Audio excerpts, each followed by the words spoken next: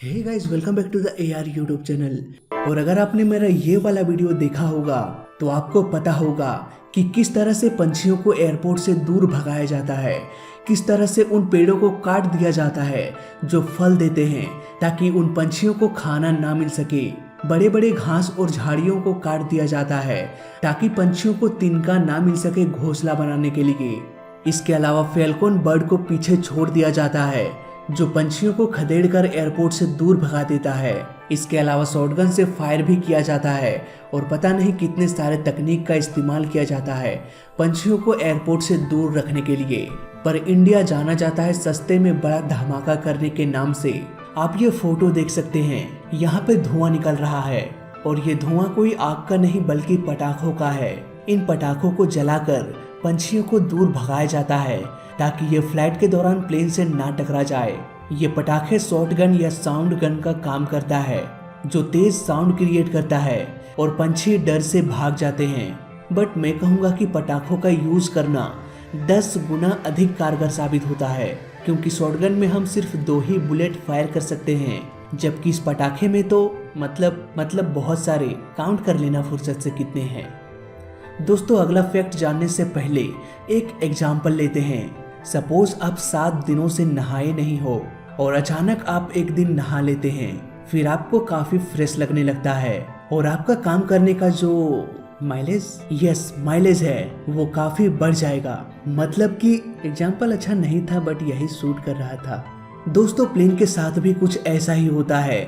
जब कई दिनों से प्लेन को वॉश नहीं किया जाता तब प्लेन का माइलेज कम हो जाता है और ऐसे कंडीशन में ये अधिक फ्यूल खपत करने लगता है। और जब इसे अच्छे से वॉश कर दिया जाता है और फ्यूल कंजप्शन कम हो जाता है और ये अधिक माइलेज देने लगता है। दरअसल ऐसा प्लेन के सरफेस के कारण होता है। प्लेन के बॉडी को खास तरह के पेंट से कोटेड करके चिकना बना दिया जाता है ताकि हल्का सा भी उबड़ खाबड़ सरफेस ना हो। लेकिन जब प्लेन को कई दिनों से वॉश नहीं किया जाता है तब प्लेन के सरफेस में बहुत ही छोटे छोटे धूल के कण जमा हो जाते हैं और इन धूल की वजह से जब प्लेन फ्लाई करता है तब एयर फ्लो स्मूथ नहीं हो पाता और ड्रैग क्रिएट करने लगता है। ड्रैग बेसिकली एक फोर्स होता है जो प्लेन को आगे जाने से रोकता है। इसीलिए जितना कम ड्रैग होगा उतना ही तेजी से प्लेन आगे की ओर फ्लाई करेगा और उतना ही अधिक माइलेज भी मिलेगा। लेकिन प्लेन के सरफेस में धूल जम जाने के बाद ये एयर फ्लो को डिस्टर्ब कर देता है, जिसके कारण ड्रैग बढ़ जाता है। तो जाहिर सी बात है कि ड्रैग बढ़ेगा तो माइलेज घटेगा। इसीलिए प्लेन को रेगुलरली वॉश किया जाता है, जिससे कि लगभग 5 से 10% माइलेज बढ़ जाता है। दोस्तों, जब मैं बच्चा था तब अपनी पॉकेट मनी बचा के और सरकारी स्कूल में स्कॉलरशिप भी मिला करता था, तो उन सारे पैसों को बचा के 2 साल बाद मैंने साइकिल खरीदा था। फिर जब बड़ा हुआ तब 4 साल यूट्यूब में काम करने के बाद एक बाइक भी खरीद लिया। और अगर मैं कभी करोड़पति या उससे अधिक मतलब कि अरबपति बन गया तब क्या खरीदूंगा। दोस्तों, अगर मेरे पास ढेर सारा पैसा आ जाए तो मैं इस तरह का कोई चार्टर प्लेन खरीद लूंगा। वैसे इस प्लेन को देख के याद आया कि क्या आप बता सकते हैं ये किसका प्लेन है? अगर नहीं तो एक सजेशन देता हूँ। दोस्तों, जब कभी भी कोई प्लेन को पहचानना हो तो सबसे पहले उसके लोगो या डिजाइन को देखना, जैसे कि हमारा ये काल्पनिक प्लेन का लोगो। खैर, हम बात कर रहे थे इस प्लेन की। ये तो जियो का लोगो है, यानी कि ये प्लेन अंबानी परिवार का पर्सनल प्लेन है। पर क्या इस तरह के प्लेन को खरीद लेना ही काफी होता है? जवाब है नहीं।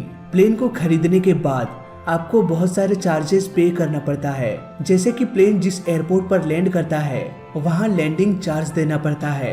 प्लेन जिस कंट्री से होकर गुजरता है, जितने मिनट तक उस कंट्री के ऊपर प्लेन फ्लाई करता है उसका भी चार्ज पे करना पड़ता है। इसके अलावा ATC टावर और रेडियो सर्विस चार्ज भी देना पड़ता है।